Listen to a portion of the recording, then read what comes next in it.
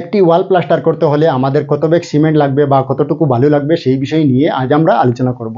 আমি আগে থেকে এখানে একটি ওয়ালের চিত্র অঙ্কন করে রেখেছি, আর এই ওয়ালের মধ্যে আমাদের কত ব্যাগ সিমেন্টের প্রয়োজন বা কতটুকু বালুর প্রয়োজন তা আমরা খুব সহজেই জেনে নিব। তাহলে প্রথমে আমরা সেই ওয়ালের দৈর্ঘ্য এবং প্রস্থগুলা অনুমানিক দিয়ে দিচ্ছি।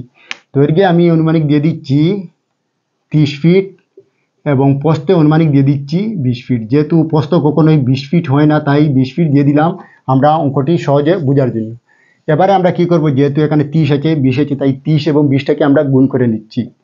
30 গুণন 20 সমান আমাদের কত হবে, 600 হবে। 600 CFT বা স্কোয়ার ফুট, বা আপনারা এই জায়গায় যদি বর্গফুটও বলে নেন তাহলে হবে, যেহেতু CFT বা বর্গফুট একই কথা। এবারে আমরা ওয়ালের মধ্যে যে মশলা লাগাবো সেই মশলার ঘনত্বটা কতটুকু দেব সেটা আমরা প্রথমে ডিসাইড করব। আমরা কেউ কেউ আধা ইঞ্চি দিয়ে থাকি, 3 ইঞ্চি দিয়ে থাকি, বা 1 ইঞ্চিও জায়গায় জায়গায় হয়ে থাকে, তাই আমরা আধা ইঞ্চি দেবো না, আমরা প্রায় 3 ইঞ্চির কাছাকাছি দিয়ে থাকবো। অর্থাৎ আমরা ঘনত্বটা দিব, মশলার ঘনত্বটা 0.7 ইঞ্চি। আর সেই 0.7 ইঞ্চিটাকে আমরা কি করব, 0.7 ইঞ্চিটাকে আমরা ভাগ করে নিব 12 ইঞ্চি দিয়ে। যেহেতু আমরা সবাই জানি 12 ইঞ্চি সমান 1 ফিট, তাই আমরা 12 ইঞ্চি দিয়ে ভাগ করে নিব 0.7 ইঞ্চিটাকে। আপনাদের হাতে যদি মোবাইল বা ক্যালকুলেটর থাকে অবশ্যই আপনারা ভাগ করে দেখে নিতে পারেন। আমিও ভাগ করে দেখে নিচ্ছি আসলে আমাদের ভাগফল কত দাঁড়ায়। তাহলে আমরা ভাগফল পেলাম 0.05।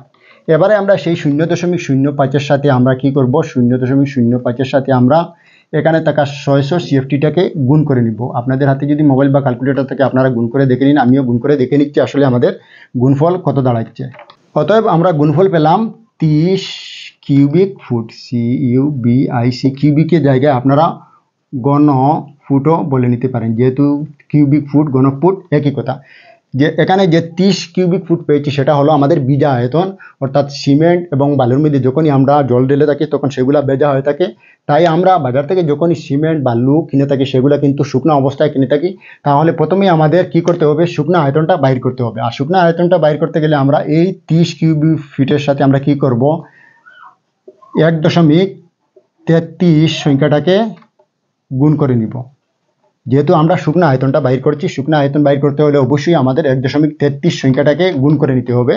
আপনারা গুণ করে দেখে নিতে পারেন, আমিও গুণ করে দেখে নিচ্ছি। তাহলে আমরা গুণফল পেলাম 39.9 ঘন ফুট। এবারে গিয়ে আমরা যে মিক্সচার যেটা তৈরি করবো সেটা কত অনুপাতে তৈরি করবো সেটা আমরা প্রথমে ধরে নিই।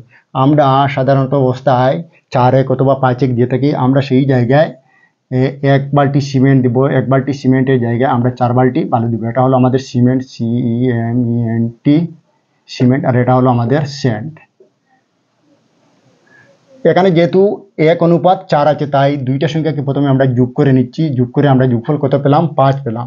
আর এখন আমাদের কাজ হলো এই যে 1 আছে, এই 1 দিয়ে প্রথমে, অর্থাৎ সিমেন্টের যে অনুপাত আছে সেই অনুপাত দিয়ে আমরা কি করব, এখানে থাকা এই 5টাকে ভাগ করে নিব। ভাগ করে নিলে আমাদের ভাগফল কি দাঁড়ায় আপনারা দেখে নিন, আমিও দেখে নিচ্ছি। অতএব আমাদের ভাগফল দাঁড়ালো 0.02। আর এই 0.2 এর সাথে আমরা এখন কি করব, 0.2 এর সাথে আমরা এখানে থাকা আমাদের যে শুকনো আয়তন যেটা আছে 39.9 আছে, সেই 9টাকে আমরা গুণ করে নিব। গুণ করে নিলে আমাদের গুণফল কত দাঁড়ায় দেখে নিই। আপনাদের হাতে যদি মোবাইল বা ক্যালকুলেটর থাকে আপনারাও দেখে নিন, আমিও দেখে নিচ্ছি। তাহলে আমাদের গুণফল দাঁড়ালো 7.98। এবারে এখানে যদি আমরা ব্যাগ বাইর করতে যাই তাহলে আমরা কি করবো, যেটা হলো আমাদের ঘনফুট বা কিউবিক ফুট, ব্যাগ বাইর করতে হলে 1.25 CFT ইকুয়াল টু 1 ব্যাগ হবে। তাই আমরা এই 7.98টাকে আমরা কি করব, 1.25 দিয়ে ভাগ করে নিব। ভাগ করে নিলে আমরা ব্যাগ পেয়ে যাব। আমি ভাগ করে নিচ্ছি, আপনারাও ভাগ করে নিতে পারেন।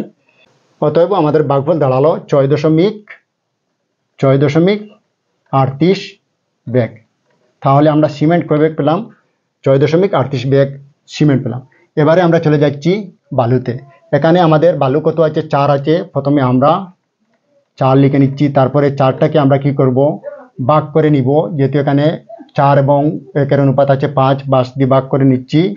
আপনারা ভাগ করে নিন, আমিও ভাগ করে নিচ্ছি। 4 ভাগফল দাঁড়ালো 0.8, আর সেই 0.8-এর সাথে আমাদের এখানে থাকা 39.9 যে ঘনফুট যেটা আছে সেটাকে আমরা আবার গুণ করে নিব।